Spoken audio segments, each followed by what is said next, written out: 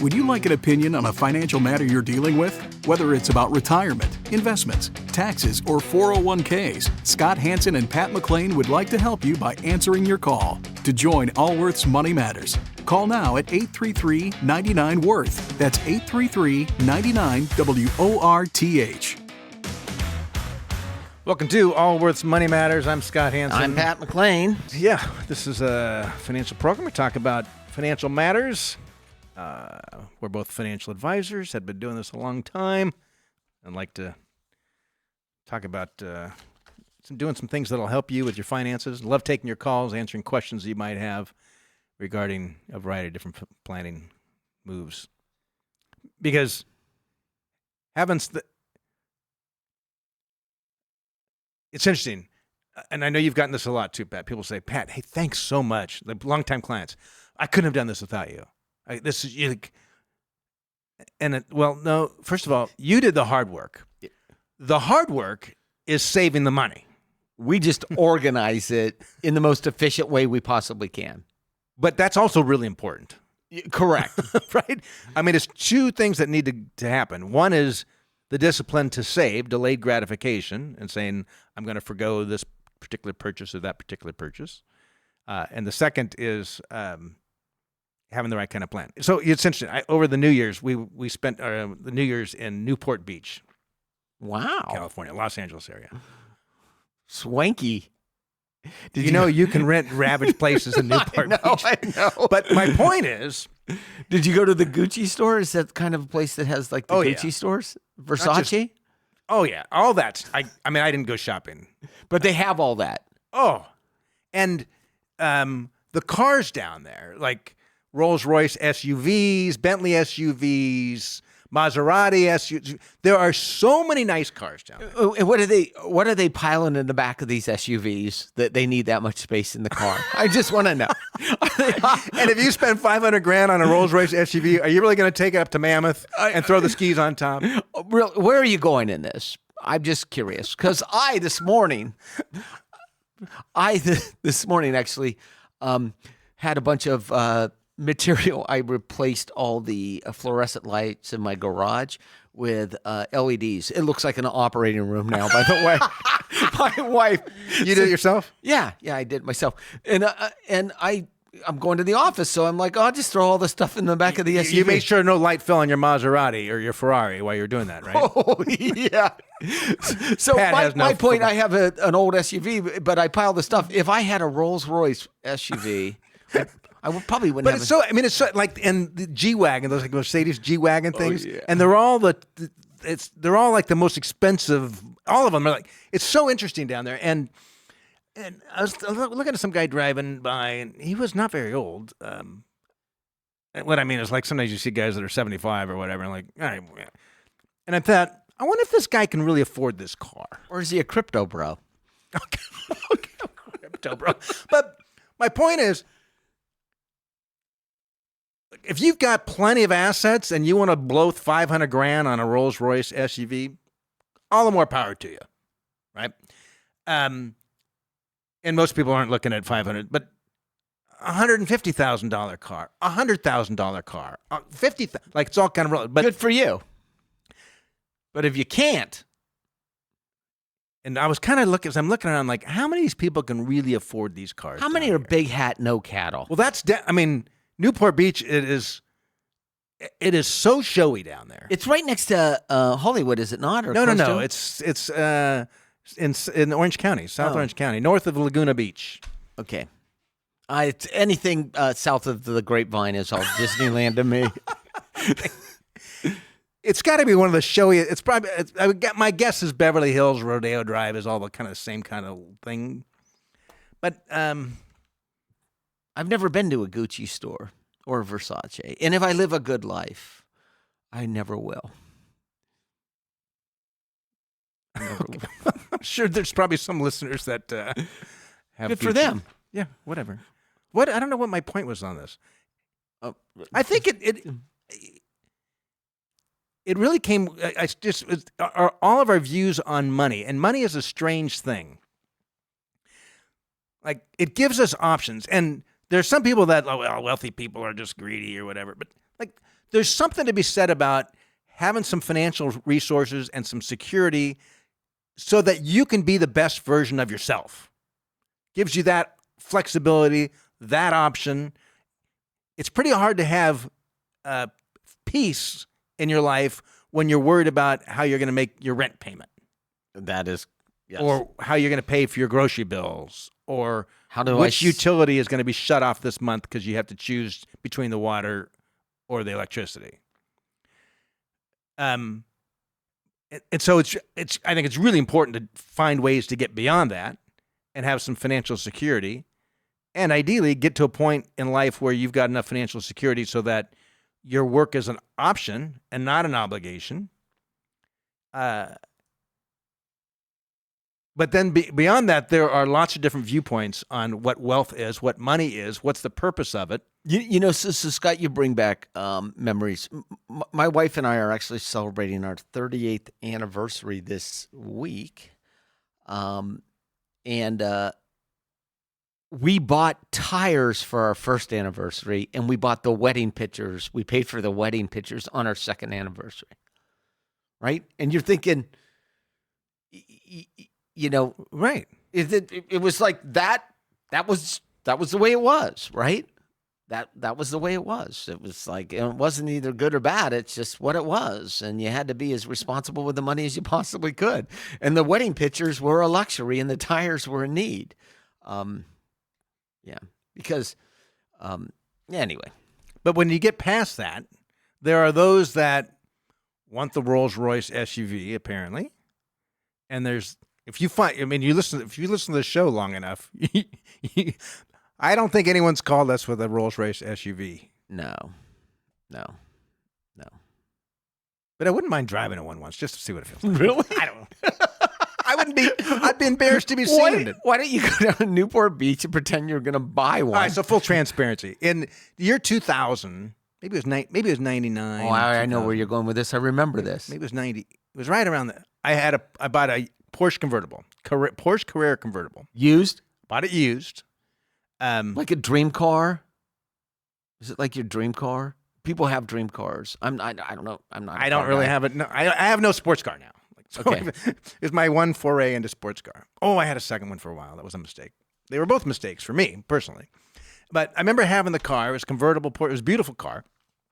But I remember pulling up to a light one day, and the top's down, and I look over next to me, and it was this couple that we knew from our church that were always struggling financially, completely struggling. You knew that. I knew that about them. There's just some people that, for whatever reason, their whole life is that. And I just felt, I'm just being transparent, I felt funny sitting in my Porsche convertible. Did you feel elitist? Why is am that elitist? the term? Oh, no, you're not. I'm joking.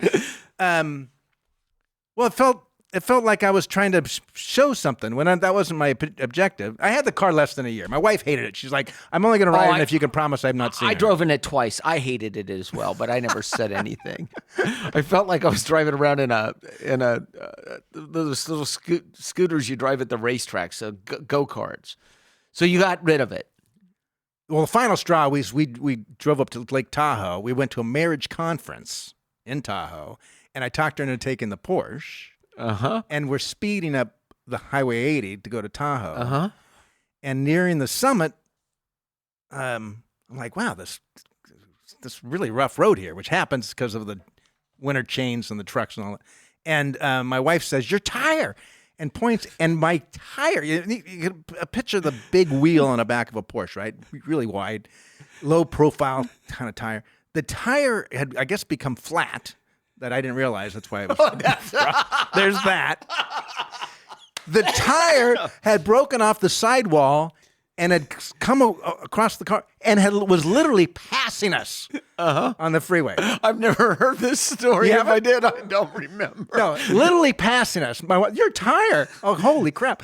So I pull over. Like, that can't be good. So I pull over, and sure enough, the tire's completely gone. Fortunately, there was a little rubber still from the tire, so my rim wasn't damaged. And now I'm looking at the car like, does this car have a spare? Because that's a big old wheel. So I get and I noticed yes, in the glove box it says there's an inflatable spare. I'm like, what's that going to be like? Now, even if I could figure out how to get this thing off, the only place to put the wheel would be in the passenger seat, which means my wife would have to, get out of the car or something. So I had to call a tow truck. And I had to call a flatbed tow truck. Then they had to tow it. It was such a pain in the butt. And did Valerie say, "I told you so"? No, she's a better wife than that. But. That's funny. She didn't need to say anything. I know. You're just like, I think I got rid of it this. a week later. Yeah, I'm like, I'm eating this. Anyway, but this is a financial show. Let's and we take calls, by the way. Did we give our number out already? Yeah, if you'd like to be part of our program, 833-99-WORTH. By the way, I have no problem with people. We've got clients who've got nice cars and all that stuff. Like, I have no problem with any of that stuff. We all, I think my original point was we all kind of value something different from money. And for some don't even really enjoy their assets at all. They don't know how to. And some of it's out of an insecurity that they keep accumulating more and more and more. There's two sides of the... Yeah. And Scott, I have a client. He's pretty frugal, but quite wealthy, but likes real estate. And in his mid-70s, he owned 4 homes. And when I would meet with him, he would talk about the homes. And I said to him, 4 like personal residences? Yes, yeah. So 2 vacation homes and 2 personal residences. And I said to him, every time I met with him for about 2 years, he would talk about the repairs and what a pain in the butt was, and this and that. The first thing I thought when you said and he goes 4 homes. And I said to him, you no longer own your stuff. Your stuff owns you. You no longer own these homes. These homes no longer serve you. You serve these homes. And I said, you need to come to the I said, in my opinion, right, you're spending valuable time in your 70s taking care of an asset that you no longer... Doesn't love you back. Yeah, the house doesn't know you own it, right? And we put a plan over a 3-year period to get rid of 3 of those houses and to buy a small vacation home, something that's small, condo, easy to take care of. But it took us 3 years. It first of all took him the realization that he was consuming lots of his energy on things that the return wasn't there. And then it took us 3 years to actually dispose of the assets and get him to where he could actually enjoy, right? Because what's the point? I mean, what's the point of owning a home? So you tell people you own a home? Well, and then you say, well, maybe I'll just hire someone to manage them. Well, then you got to manage those people, and they quit, and they get sick, and all those other issues happen too. Yes. There was an article this is the Wall Street Journal years ago. It was a couple, and they highlighted this particular woman. Her full-time job was, I think they had 5 residences, all in like one in Park City and one wherever they was fancy. And I think she was like showing off her lifestyle or something, but all of her time was spent on, getting a new couch or making sure that the plants are being properly watered. And I'm reading this thing, and the more I read it, the less attractive this person became to me. I mean, I'm like, is this really what you want to give your life to? I mean, of all things to... But maybe they did. Obviously they did. Maybe I shouldn't be judging. Judge how I live, but maybe I shouldn't try judging. Anyway, if you want to be a part of our program, 833-99-WORTH is the number. 833-99-WORTH. Let's go now to Noah. Noah, you're with Allworth's Money Matters. Hey there. How are you doing, guys? Thanks for having me. We're good. How you doing, Noah? Not too bad. Another day in paradise. I am down here in sunny South Florida. It's a little cold right now, but I'm doing my best to enjoy it. And what is a little cold in South Florida in January?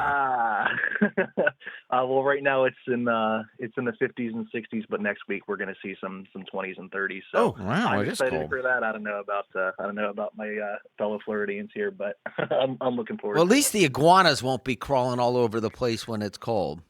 No, that it's funny. I heard you guys talking about luxury vehicles. Funny story for you. A long time ago, I used to work for a guy who had a Lamborghini Aventador, and beautiful car. and the company was. What's down a there in Boca. Venador? Is that a? Yeah, it's a Lamborghini. They don't make them anymore. They're just the creme de la creme, $700,000 vehicle, fully loaded. It's pretty sweet. But he kept it in Boca Raton, and Boca Raton has about as many iguanas as it does senior citizens. So I'm a funny guy, by the way. Okay, thanks for telling us. All right. Just want to let you know. But and super attractive and modest. Oh yeah, but one winter, an iguana fell right out of a tree, right onto the hood of his Aventador, and it was quite the. How nice of you to tie those two things together. My statement about iguanas, and then our talk about automobiles. That was really, really graceful. Okay, so what can we do for you? Did it do any damage to the Aventador? No. It didn't do any damage, but he and I and a couple of the other team leads were outside, enjoying the nice weather, having a discussion, and about 20 feet away we hear a nice loud clunk, and the car was fine. You had to be there. It was so fun. So for those that aren't aware of this, in parts of South Florida, they're overrun with iguanas, and because they're warm-blooded animals, when it has a chill, when it gets down there, the iguanas literally fall from the trees. Like you'll be walking down the street and they're just dropping. Anyway, it's absolutely true. Yes. So, all right, what's your question for us? So this is kind of I don't know how much time you guys have, but I'm a little bit of a conundrum here. Long story short, I had been left not a massive inheritance, but really, an okay-sized inheritance. And I have a little bit of questions because I feel like I'm being given misinformation. I may even be getting lied to. From someone in the financial industry? Come on. That never happens. We have such a great reputation. Well earned. It kind of is what it is. So just to kind of give you guys backstory, my grandparents come from, a good bit of money. They came from a different generation, a different time where, maybe you could trust a lot more people. Long story short, my grandfather got hit with some kind of an ad for a financial advisor doing, TED Talks at the airport Hilton, and he went. And, down here in South Florida, you can go and you never have to pay for a meal if you don't want to. Correct. And, I think that, I don't want to say he was conned into it, but I think he was definitely roped into something that he didn't fully understand. And I think that he might have trusted this guy a little too much simply because we're from the same clan, so to speak. Okay. So just to kind of set up again a little bit of the backstory, I am one of the beneficiaries of a trust. My mother is what's the word for it? Well, she's the trustee. She's the executor. Yeah, she is the trustee. She's the main, the primary, whatever it is. And forgive me, I don't have all the terminology. Okay, well, we understand. So your mother's a trustee of the trust, and is she a beneficiary of the trust as well? Yes, she is. Okay. And this was from your grandparents? Correct. Okay. And the grandparents still alive? No, my grandfather passed before my grandmother, and my grandmother was, let's just say, a very unusual person, and she wanted to do things in a very unusual way, and here we are. Okay. So just to use round numbers, I want to say that there's, the total of the trust is worth in the neighborhood of $800 to $850. Okay. Now, I do have an aunt and uncle. They have a special needs son, and because of that special needs language, there is a lot of complications as far as the distribution of the trust is concerned. So everything went into one trust, trying to deal with everyone from Noah to the one with special needs. Correct. And how many beneficiaries of the trust are there? A total of 4. Okay. And the way I look at it is my grandparents' will. I don't want any more money than I'm being given. I recognize that the way they have it set up is for the most part fair. Okay.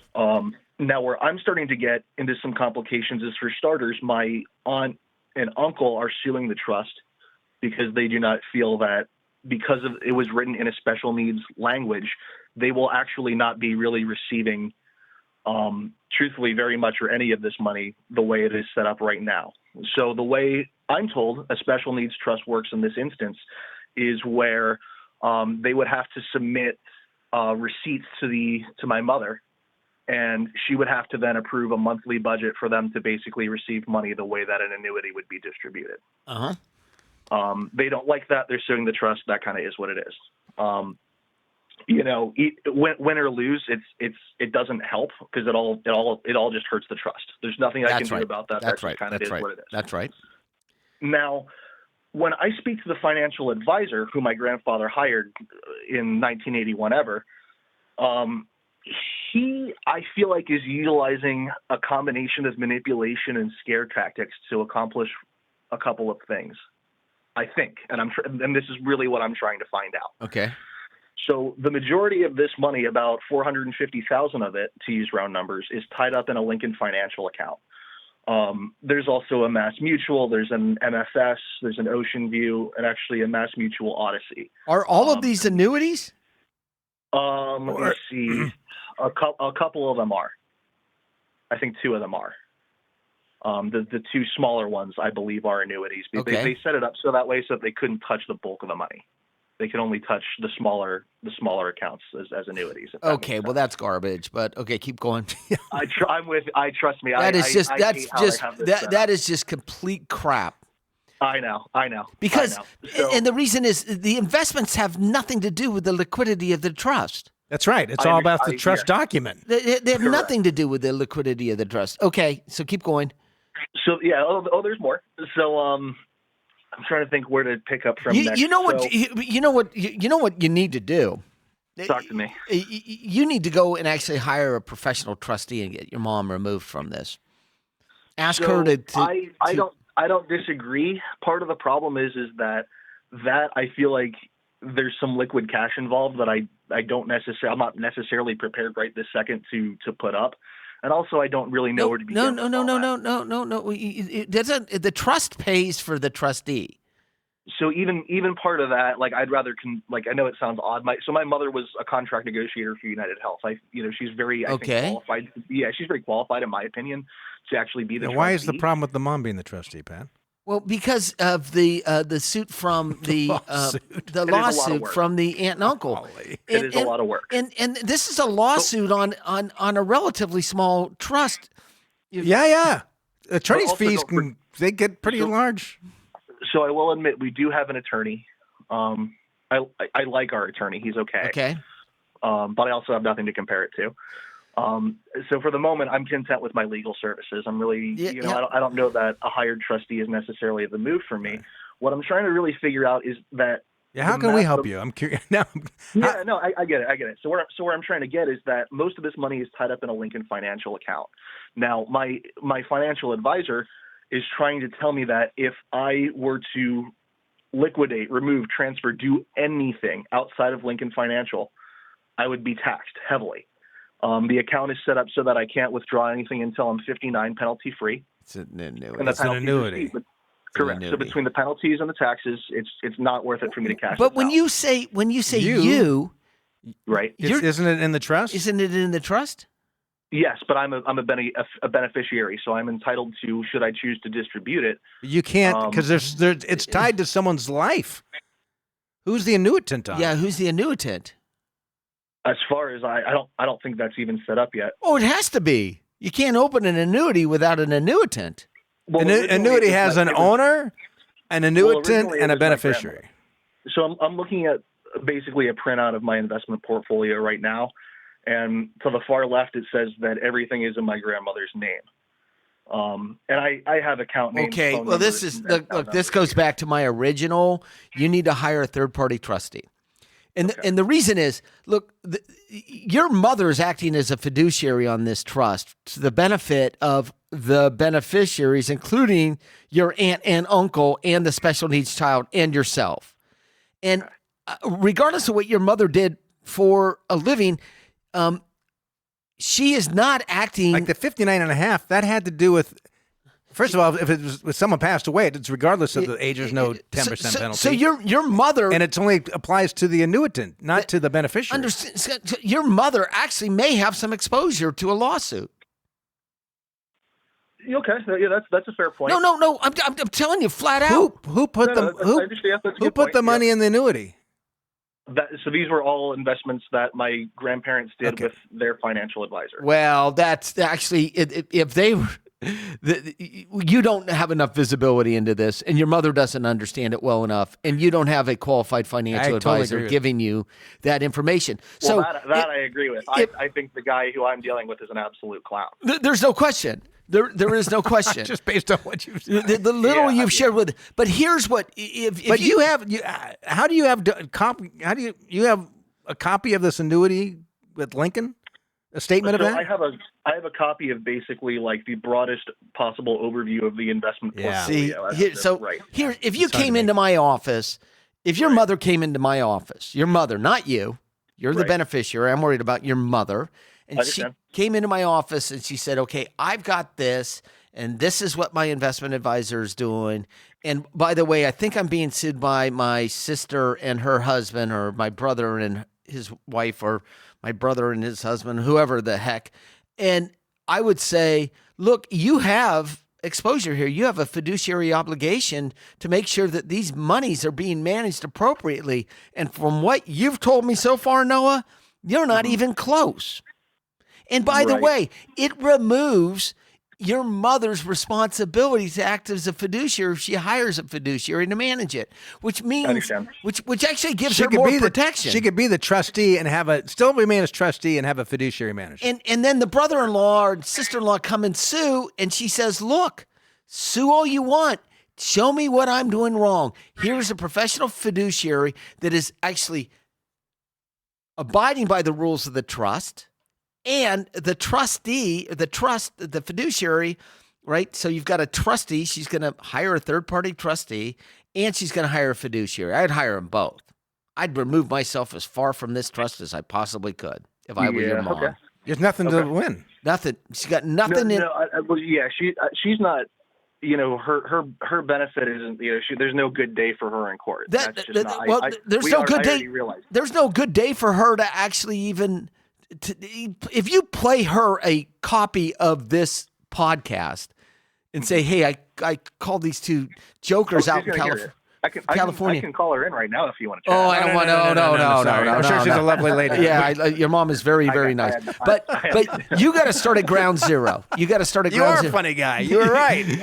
You've got to hire a professional trustee and have that professional trustee hire a fiduciary. And it's not going to look anything like the portfolio to have. And then your aunt and uncle get to fight with the trustee about whether the distributions are being done right. I would just do it and remove your mom from it completely. Just hire a trustee. It's done. That's an interesting idea. It's the only way I'd go. In fact, I actually, if your mom came in my office and didn't hire a professional trustee, and I would act as the fiduciary, I wouldn't work with her. Quite frankly. Interesting. Just wouldn't. And we're fiduciaries. Okay. No, I'd act as a fiduciary on this account, but there's no way I'd allow your mother.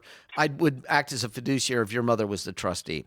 Just because she's exposing herself to so much garbage. It's awful. Yeah, I understand. So anyway. Let's put all the lawsuit stuff aside. That kind of is what I can't even control it. Here's the other That's thing right. Too, You have no control over it. I have no control over it, and neither does my mother. Nor do you have any control over the investments. Correct. Right. Well, as it stands right now. Now, at a certain Nor point, should you. Until the money's distributed to you, as long as the trust has it, you have no control. Right. So it's not my goal to sit here and have control over the money. I'm not a professional investor. It's just not my interest. But I do very much want to get away from my financial advisor. And at some point, in order to do so, I'm going to have to close these Lincoln Financial accounts. No, you're not. No, that's the fiduciary's problem. That's the fiduciary's problem. You have no right to that annuity. That has nothing to do with you. It's got nothing to do with it. It's all about your mother. So your mother hires a trustee. And the trustee actually reads the trust and says, okay, this is how the trust is written. These are how the dollars are distributed. They're the administrator of the trust. The trustee then goes and hires a fiduciary to manage the assets. And Okay. Trustee and the fiduciary, two different people. So we have trustees, professional trustees, where we manage assets as fiduciaries for them. We don't actually care how the money is distributed. That's not our job. That's the professional trustee's job. So you discussing the portfolio with me is a waste of time. So, but at a certain point, this money is going to have to, like, I plan on buying a house. A certain portion of this you got no control over that, nor how the money is managed. So your mother takes this money, hires a professional trustee. The trustee hires a fiduciary. It's the fiduciary's problem. And the fiduciary can say, let's get the money out of these annuities. They cash them all in. Pay the taxes. Don't pay the taxes. It's all based on who the annuitant is, assuming that it actually exists this way. So you're a beneficiary of the trust. What it is right, but I guess where it sits right now is I don't think anybody's actually taking a monthly check from any of these. Maybe they're not supposed to. Have you read the trust document yourself? No, I mean personally, no. But the way it has been interpreted, it doesn't. Lawyer, Yeah. Yes, I mean you're barking up a tree that's not going to yield you any fruit. And you can talk to your attorneys all day long. The right answer, and by the way, attorneys will talk to you all day long. Oh yeah. Right? It's like 18 cents ching. 18 cents a letter. I get all that. Yeah, no. So that's the answer to the question. So appreciate the call. No? Yeah, good luck. No. And it's interesting, Pat, how here's a lot. I've seen that in my own family, not my immediate family, but lawsuits over estates, siblings not talking to one another because they get upset the way the state's being handled. Yes. And this is an interesting situation because you've got a person who's not even a beneficiary to the trust acting as trustee for both her kids as well as other extended family members. It's like you're asking for problems. Well, they got them. You start at ground zero, turn this whole thing over to a professional. This $800,000 in the trust you end up in litigation over this trust. You want to watch it shrink quickly. That's the way to do it. That's the way to do it. Having people fight. I have a neighbor of mine that is an attorney that specializes in these things. That's what he does.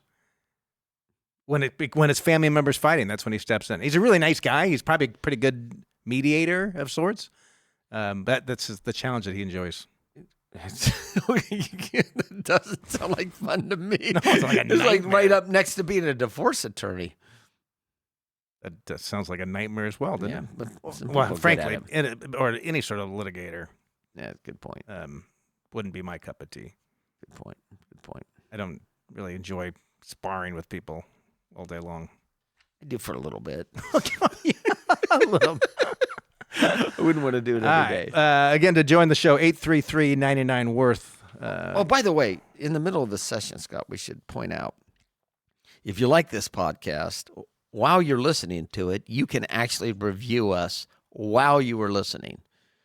You could give us the appropriate number of stars that you believe we deserve. You can make comments. You can forward it to a friend while you are listening to this. You might be driving. You just use your knee to steer. Pick up the phone. Okay. So, joking on that. We would appreciate it because we're trying to get many, many listeners. Our marketing people tell us that there will be a tipping point at some point in time. To tip into what? I don't know. The abyss. I mean, we've been doing this 28 years. We're just on the verge, Scott. We're almost there. We're the next Susie Orman.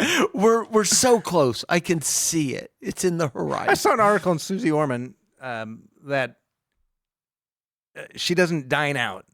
They made it sound like that's how to save money. I'm thinking, well, she probably didn't dine out because she gets sick of people coming up and saying, "Aren't you Susie Orman?"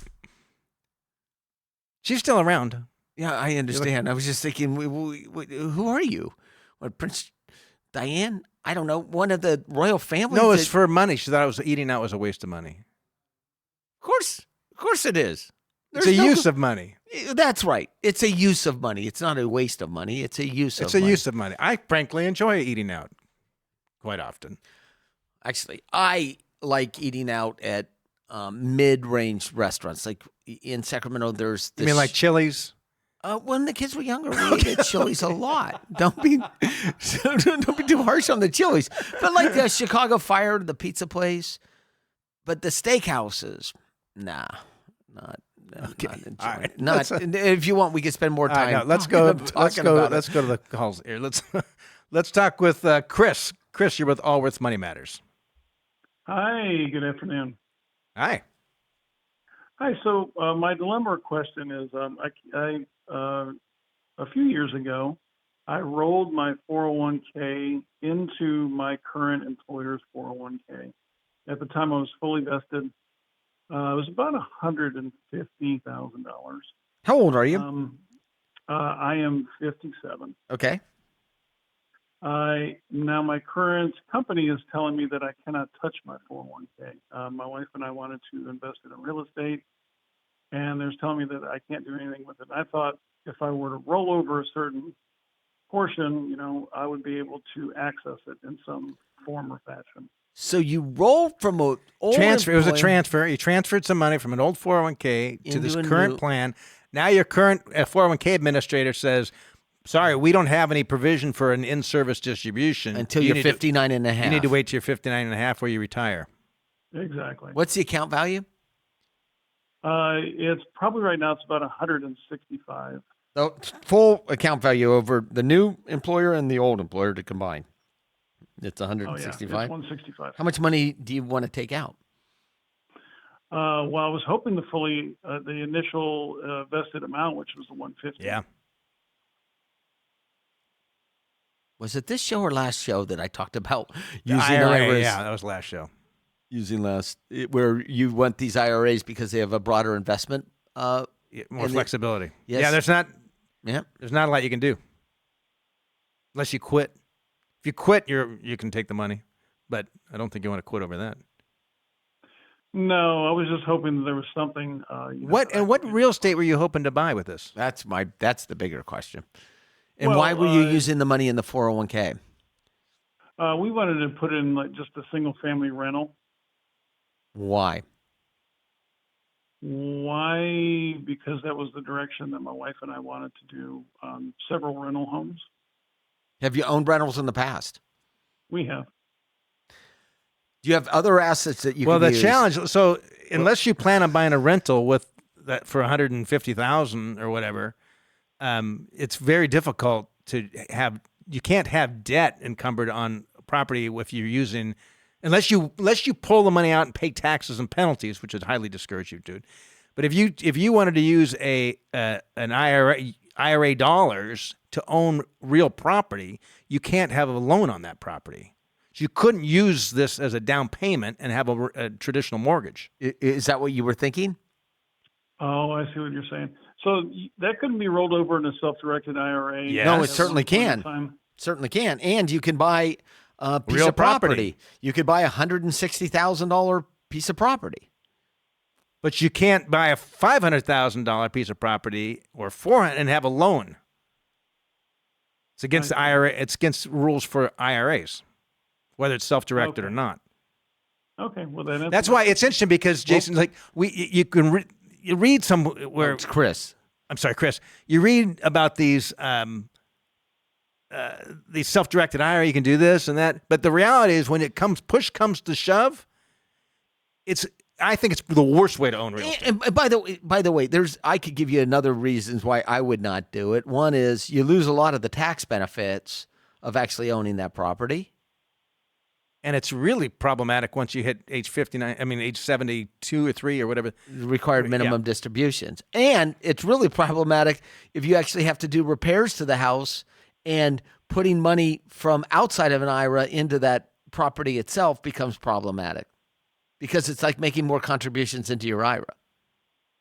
Unless you own it partially inside the IRA and partially outside the IRA, which is even more problematic in terms of the accounting for it. That's right. It's very complicated. That does sound complicated. It is complicated. It would be the last place. I would not, I got to tell you, if I wanted real estate exposure, I'd do it in my IRA. You can get In your IRA. Oh, yeah. in your 401k. Like if your 401k has a self-directed brokerage window, you can go out and get real estate exposure inside of the 401k.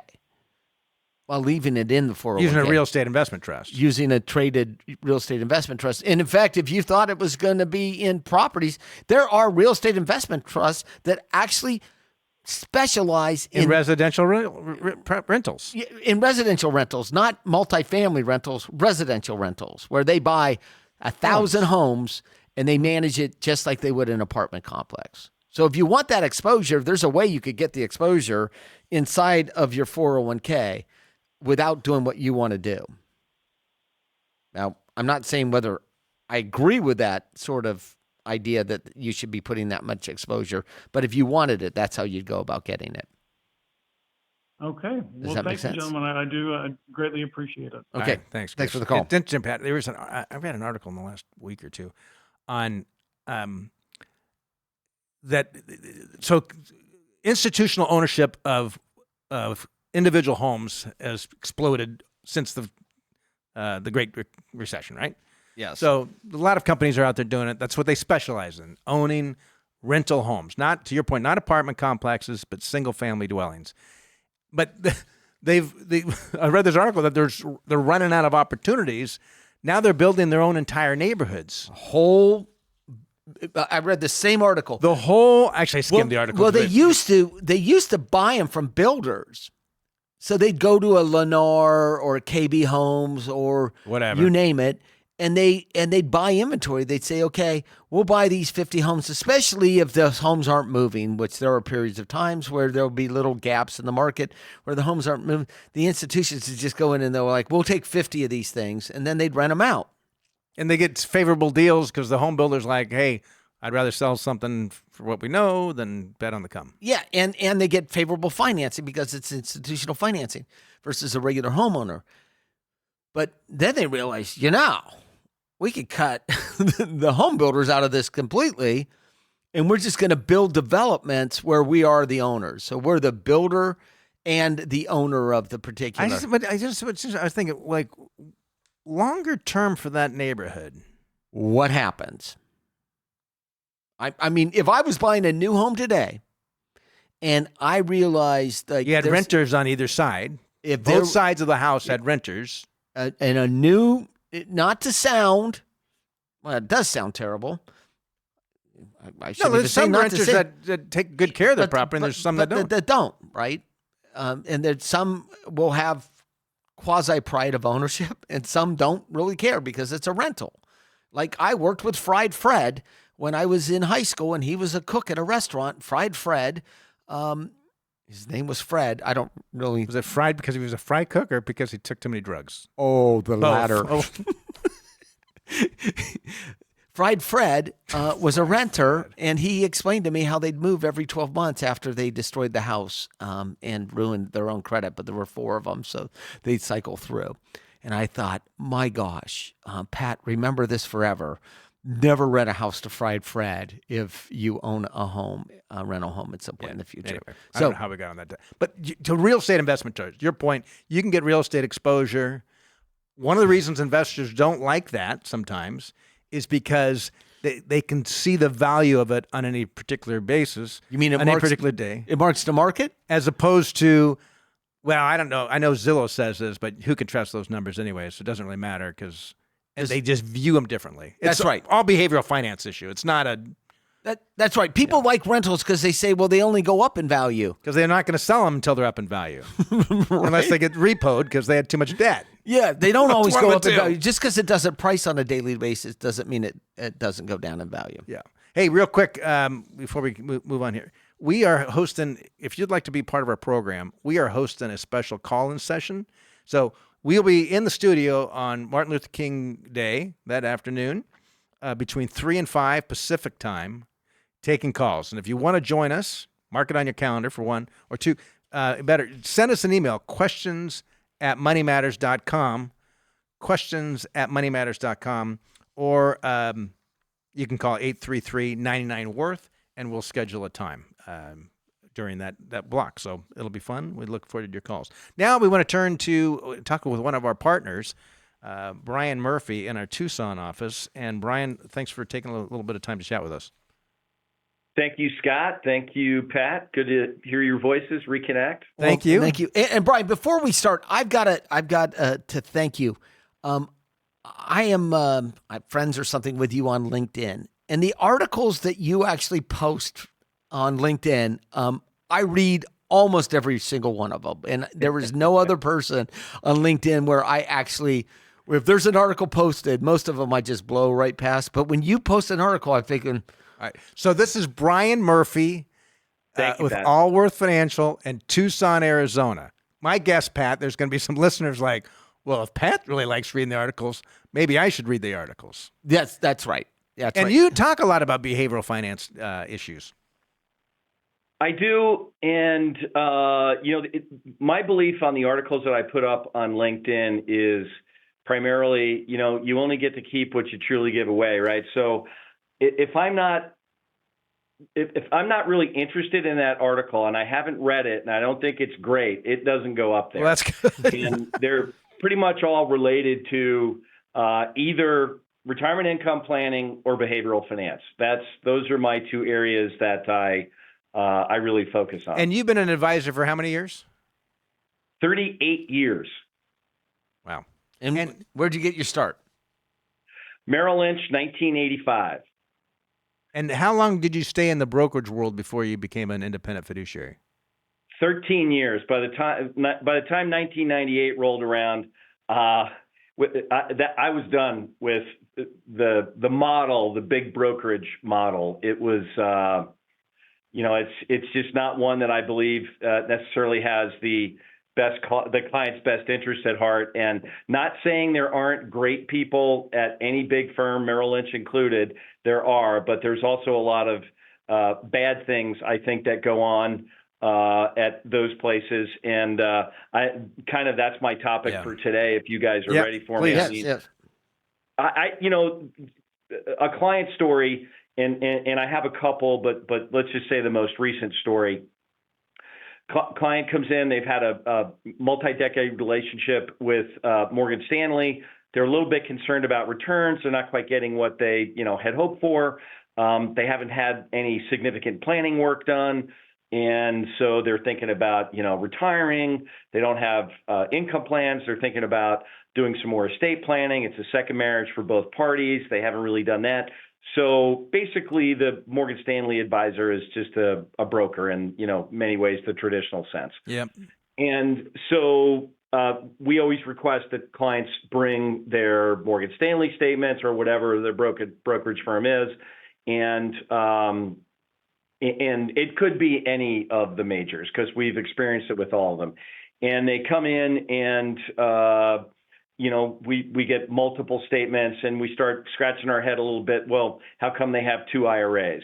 And, how come there are, two trust accounts and, so on and so forth. And we start doing our analysis and we start scratching the surface and we see a few things. And the most recent example that I'll share with you is clients owned American funds for a long time it's about a $3.5 million account, total relationship. And the American funds are in not in a managed account where the customer is paying a fee. They're in a traditional brokerage account, whereas you guys both know at $750,000, you're well below the $1 million break point, which is where the sales charge goes to zero. So every time they put new money in, these are loaded. So these are loaded mutual funds, old school. Loaded mutual funds. Yep. Yeah. They're still They still use them? They're still at a $3.5 million account value. They're still keeping the account, which I would argue, having been in that world, that account is being managed for the broker's best interest and not the client's. Yeah, well, and it's. I didn't know that there any dollars was still going into front-loaded mutual funds. This is 2024. Not to mention the internal expenses, including the 12B1 fees, which is the ongoing commission that the broker is paid for retaining those assets of 25 basis points or 25 100ths of 1%. They're paying 1.5% on every new dollar that goes in, and then the broker is making, the 25 basis points on the rest. But the other big key with all of these accounts combined is essentially what you had was an overpriced global index fund. They did own the globe. I'll give them credit for that. But they did so at a very high cost. And then in both cases, in the trust as well as in the IRAs, you had separate accounts that had been carved out that were managed accounts that were, managed by some money manager that's approved by, in this case, Morgan Stanley. But again, it could be any of the majors. And then you have this other account over here. So one account is a commission-based account, and the other account is a fee-based account. And so you're not deriving the benefit of either scenario as the client because you haven't moved through the $1 million break point at American funds, and you're paying the maximum fee for gaining access to the money. So he's manager. a fiduciary in the morning and a broker in the afternoon, or vice versa. Exactly. That's exactly right. And then the other thing which really riles me, and we sit down with the client and, you look at, and you guys know how this works, but you look at the trades that have happened, and there's always, on a couple of managed accounts, you're going to have 10, 20, however many, 30, 40 trades a month. And when you look at the statement, it says, acted as agent, acted as agent, acted as agent. Oh, no. Wow. Well, explain to Pat and I both look at each other.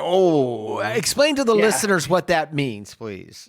Right. Yeah, that's what I was going to do. For your listeners, that means, so if you pick up your Wall Street Journal or your local paper or Barron's or whatever it is, Investors Business Daily, and you look for every stock that trades, there's a bid and an ask. And what goes in the middle is a spread, and that's the commission that gets paid to the broker for executing the trade. Well, in this case, with every single one of these accounts, the broker was acting as agent on all the transactions, which means in addition to the fee that they're charging, there's this opaque, undisclosed amount that's going to Morgan Stanley for acting as the agent and getting. I didn't even think that would still be legal. And making so they're making way more than 1%. Or they could be dealing out of their own inventory.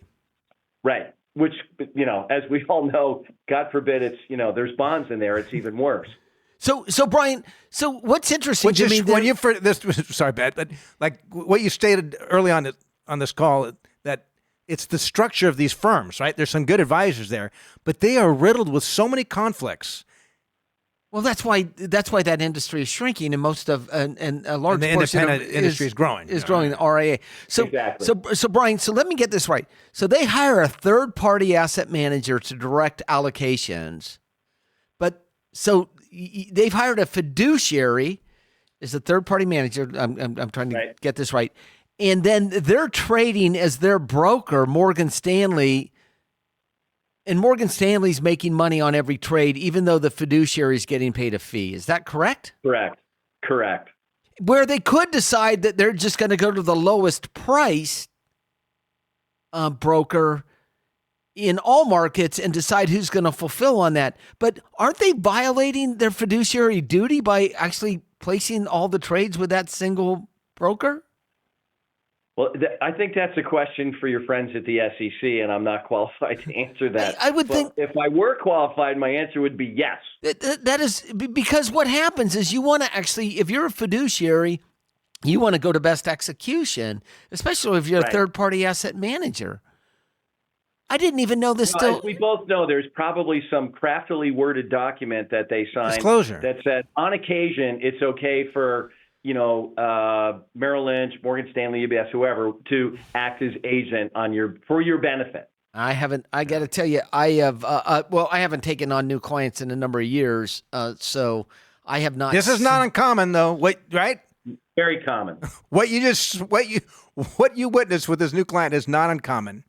And look, I encourage our listeners, like, if you haven't had a second opinion in a while, just get a second opinion from an independent advisor. Just because what you uncovered, Brian, two major issues in my mind. One is buying a loaded mutual funds. American funds, that's how they started with the loaded mutual funds. But the industry's changed dramatically the last couple of decades. They also have institutional class funds that the costs are dramatically lower. that there's no commission when someone buys that could be offered to the client, right? That's to me, one. And then the second is there's a compensation received on the trades when that they're acting as a fiduciary. I'm going to give you a third, Scott. They're paying as much money as they would pay for full financial advice, and Well, they're not probably receiving more. it. So they're going to go to Brian, and Brian, you're going to clean this all up and then give them that estate planning, tax planning advice. Absolutely. I mean, that's what we do. Create an income plan with discipline, holding short-term bonds, holding things that are good for people that need income over the next, however many years, and allocating some portion of it to the equity markets and other things that make sense for longer-term growth.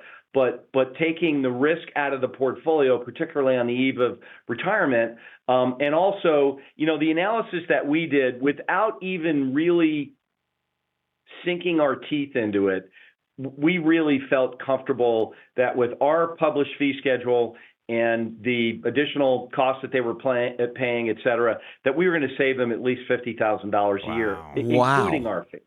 Wow. And not to mention, you said it's a second marriage. And the large firms they state we cannot provide tax advice. And Brian, you stated that they were second marriage children from previous marriage.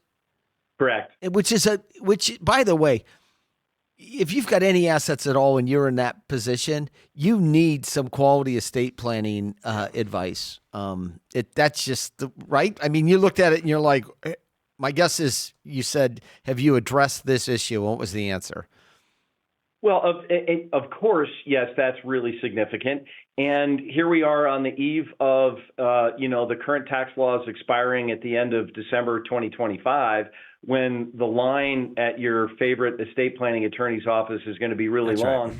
And how long are you going to wake up to that? If I don't tell you now that it's time to update your trust and you don't set all of that up and build a relationship with an estate planning attorney, if you are looking for one in June of 25, you're not going to find one. That is because correct. They're going to be so busy. They're not going to be able to help you. They are only going to work with their existing clients. So, Brian, thank you as always for being a great part of the team. And for those that are on LinkedIn, there you go. I would suggest that you friend or follow or something on LinkedIn.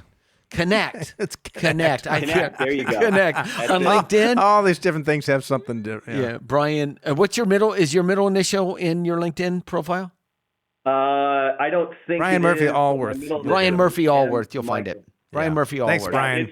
I'm up there, and I'm actually wearing a tie and a suit jacket, so I'm look like at you. all those younger people on LinkedIn. What was it? You identify the old guys by the tie. And you've got a good haircut, very similar to mine. Yeah. So, yeah, I take it down to nothing every day. Thanks, Brian. Happy to hear you. Thanks. Right, take care. Hey, we're about out of time here. So much appreciate everyone taking part. I want to let people know we've got a financial planning virtual event that you can participate in at allworthfinancial.com. It's essentially 5 must-know strategies for building a confident financial plan. And during this virtual event, you're going to learn how to calculate your retirement income needs, some kind of simple ways to calculate that, some approaches to investment management, so kind of overview there, and then also how to potentially save thousands on future tax filings. So it's really with an eye on taxes as well. The 3 different times: Wednesday, January 24th at noon Pacific, Thursday, January 25th, noon Pacific, and Saturday, January 27th at 9 a.m. Pacific time. You'll get all the more details and to register, simply go to allworthfinancial.com/workshops. Another great education source for you. So with all the time we've had, it's been great having you with us. This has been Scott Hansen and Pat McLean of Allworth Financial.